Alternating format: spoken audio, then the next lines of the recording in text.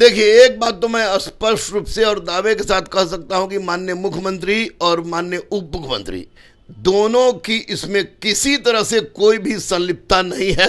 गलती अधिकारियों से हुई है, अधिकारियों से गलती हुई है और लगातार हो रही है। ऐसी परिस्थिति में अब केवल और केवल मैं माननीय मुख्यमंत्री जी से, माननीय उप मुख्यमंत्री जो कल के नायक है हमारे बिहार के, उनसे यही कहना चाहूंगा कि इन अधिकारियों पर नकेल कसिए। वैकेंसी लगातार निकल रही है, सारी की सारी गलती लड़कों की हो रही है, अधिकारियों को हो रही है। डीबी में गलती हो रहा है, कंप्यूटर साइंस में गलती हो रहा है। अरे भैया, बहुत सारा चीज तो ऐसा है कि अब सर्टिफिकेट बेचा जा रहा है। नमस्कार, मैं हूं अनुकुल तिवारी और आप लाइव सीरीज देख रहे। देखिए, हमारे साथ दरोगा गुरु रहमान मौजूद हैं। बीपीएससी शिक्षक भर्ती परीक्षा रिजल्ट में अब क्या नया मोड़ आया है या सब चीज खत्म हो चुका? देखिए, एक बात तो मैं स्पष्ट रूप से और दावे के साथ कह सकता हूं कि माननीय मुख्यमंत्री और माननीय उप मुख्यमंत्री दोनों की इसमें किसी तरह से कोई भी संलिप्तता नहीं है। मैं दावे के साथ कह रहा हूं क्योंकि विषय वस्तु का गहनता से अध्ययन करने पर मैंने देखा कि इन लोगों की कोई गलती नहीं है।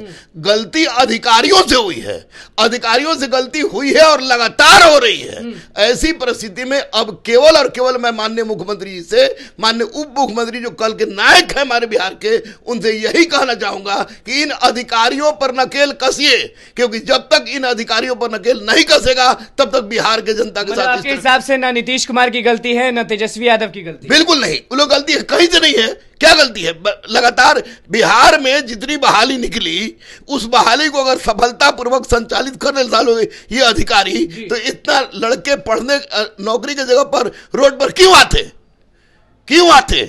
वैकेंसी निकली, वैकेंसी लगातार निकल रही है, सारी की सारी गलती लड़कों की हो रही है, अधिकारियों को हो रही है। डीबी में गलती हो रहा है, कंप्यूटर साइंस में गलती हो रहा है। अरे भैया, बहुत सारा चीज तो ऐसा है कि अब सर्टिफिकेट बेचा जा रहा है। यानी हम शिक्षक भर्ती परीक्षा वाला सर्टिफिकेट, शिक्षक भर्ती वाला नहीं, अन्य चीज का भी बेचा जा रहा है, सर्टिफिकेट बेचा जा रहा है। लड़का को, हमको कंप्यूटर का ABCD ज्ञान नहीं है, लेकिन आप हम 10,000 रुपया खर्चा करेंगे, हमको सर्टिफिकेट मिल जा रहा है। तो इसमें जब तक डीबी का सही तरह से वेरिफिकेशन नहीं होगा और अधिकारी जब तक तो सारे लोग तो घुस गए, जो STT फेल थे वो भी घुस गए, वो क्या करेंगे? वो तो बाहर जाएंगे, इसलिए बाहर जाएंगे। मैं आज का न्यूज बता रहा हूं कि ये मामला माननीय मुख्यमंत्री और माननीय उप मुख्यमंत्री दोनों के पास पहुंच गया है और उन्होंने सख्त निर्देश दिया है कि जो घुसे चोर उनको बाहर निकालना ही होगा, वो अन्यथा बिहार के बच्चों के साथ गलत हो रहा है।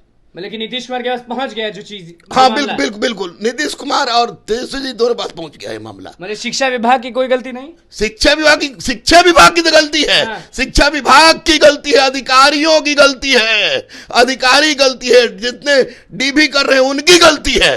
सरकार की गलती इसमें मैं नहीं दूंगा। अतुल प्रसाद की गलती कोई नहीं, कुछ नहीं। अतुल प्रसाद जी की गलती है, क्यों नहीं गलती उनकी होगी?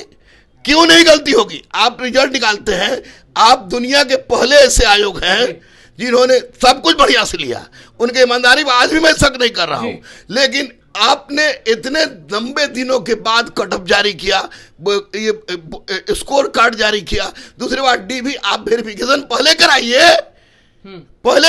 क्यों छोड़ दे रहे हैं सुपौल पर, क्यों छोड़ दे रहे फारबिसगंज पर, क्यों छोड़ दे रहे अररिया पर, क्यों छोड़ दे रहे पूर्णिया पर? सब चोर बैठे हैं वहां पर। आज जब तक उनको नहीं सुधारा जाएगा। कैसे करना चाहिए था? अगर अररिया वाले वहां नहीं जाएंगे तो कहां जाएंगे? पहले उनका वेरिफिकेशन यहां होता। हाँ। बिहार लोक सेवा आयोग एक संस्था है जी।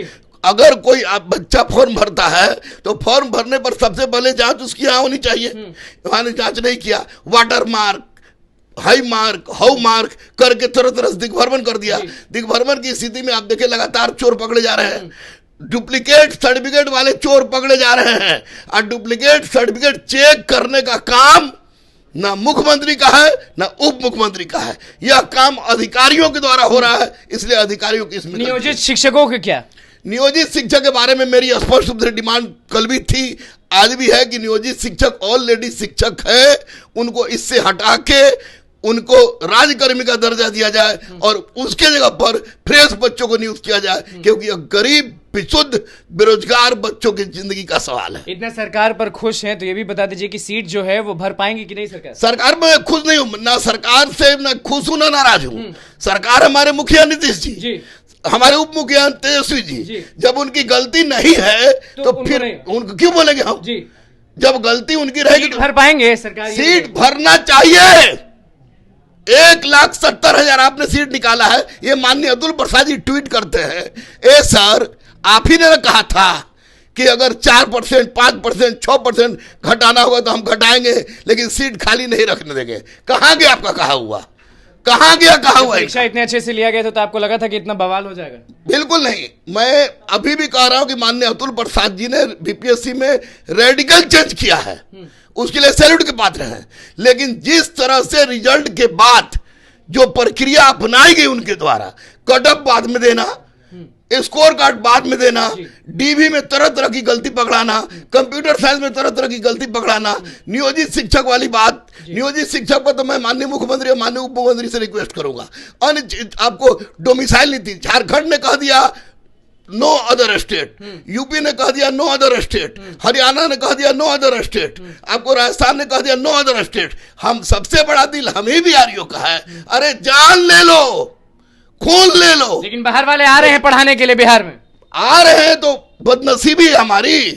कभी हम लोग बदनसीबी इसलिए है कि कभी हम लोग विश्व में शिक्षा देते थे, विश्व के लोग हमारे यहाँ पढ़ने आते थे, आज विश्व के लोग पढ़ाने आ रहे हैं। ज्ञान की कमी हो गई बिहार में या कुछ और है? ज्ञान की कमी नहीं हुई है, ये केवल डोमिसाइल नीति लागू हो जाए और स्पष्ट रूप से डोमिसाइल नीति लागू हो जाए। मैं आपको एक बात बता दूं, एक बहुत बढ़िया चीज आपको मैं दिखा रहा हूं, देखिए स्पष्ट रूप से ये उन बच्चों की डिमांड है जी जिनसे कुछ दिखाने वाले हैं। हाँ जी, ये बिल्कुल बिल्कुल दिखा रहे हैं, इसीलिए आपको मैंने रोका है।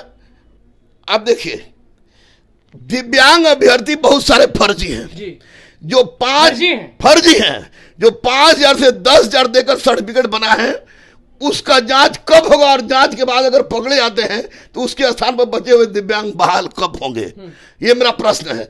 दिव्यांग अभ्यर्थी का रिजल्ट किस कैटेगरी में घोषित किया गया है वो भी बताया जाए। दिव्यांग अभ्यर्थी जो बिहार के बाहर का है उसको बिहार में लाभ दिया गया है कि नहीं दिया गया है, स्पष्ट कीजिए। सबसे बड़ी बात, दिव्यांग अभ्यर्थी सीटेट, बीटेट, डीएड फेल है, उसके दिव्यांग अभ्यर्थी की सीट से कब हटाया जाएगा और उनके स्थान पर दूसरे दिव्यांग से सीट कब भरा जाएगा। जिस दिव्यांग अभ्यर्थी को 9 से 12 में रिजल्ट है और प्राइमरी 1 to 5 में रिजल्ट है, उसको कब तक प्राइमरी से अलग किया जाएगा, उसके स्थान पर बचे हुए दिव्यांग का होना चाहिए।